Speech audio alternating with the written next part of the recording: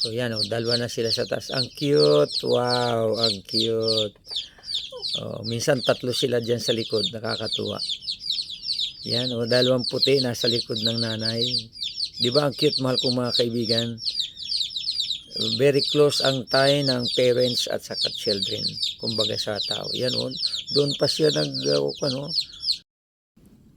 Good morning, mahal kong mga kaibigan. Ako ngayon ay nagpakain ng aking mga bagong sisiw. 7 sila. At narito ang kanilang nanay. So pinapakain ko sila ngayong umaga. At sila ay kasalukuyang nag-aagahan. Ganito po talaga ang buhay sa bukid. May alagang manok.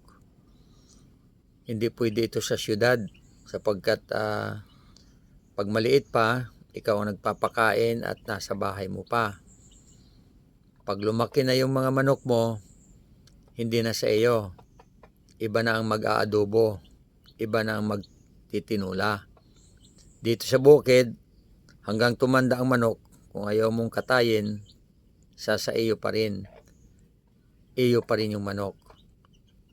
Kaya ito, hindi naman kami masyadong kumakain ng manok, paminsan-minsan lang, pero kaligayahan ko lang po, mahal ko mga kaibigan, na mag-alaga ng mga manok kasi natutuwa lang ako sa kanila sapagkat yung tipo bang parang ikaw ay talagang nanonood lamang ng mga ganitong mga creatures.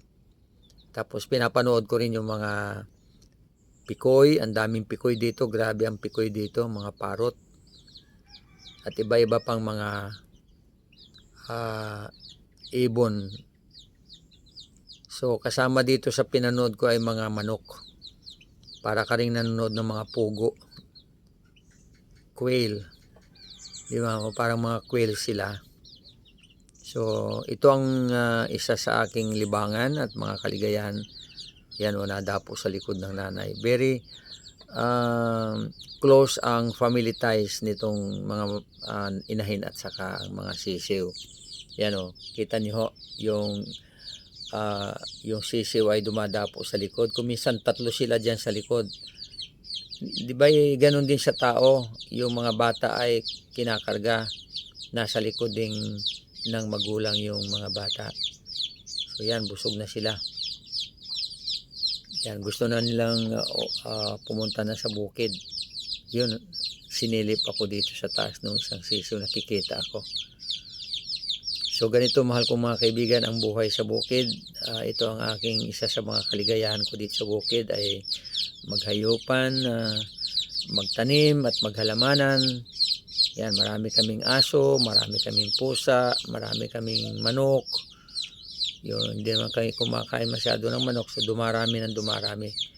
Actually, 3 ang inahin ngayon na may mga sisiw at mayroon pang magpipisa. So yan oh, dalawa na sila sa taas. Ang cute. Wow, ang cute. Oh, minsan 3 sila diyan sa likod, nakakatuwa. Yan oh, dalawang puti nasa likod ng nanay. 'Di ba ang cute, mahal kong mga kaibigan?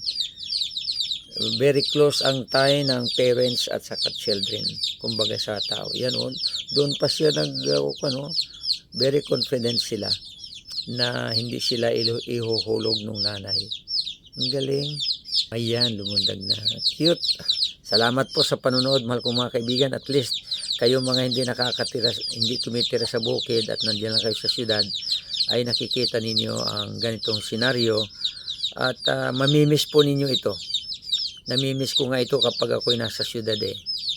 So mamimiss po ninyo ang ganitong mga sit-up na ang mga manok ay pinapakain mo at sila ang mga sisiw ay nasa likod ng inahin. Ang ganda. Okay, salamat po sa inyong panonood, mahal kong mga kaibigan. Mag-follow po kayo at mag-subscribe sa aking YouTube channel. Mag-like at mag-comment at mag-share. Salamat po. God bless you. Bye-bye.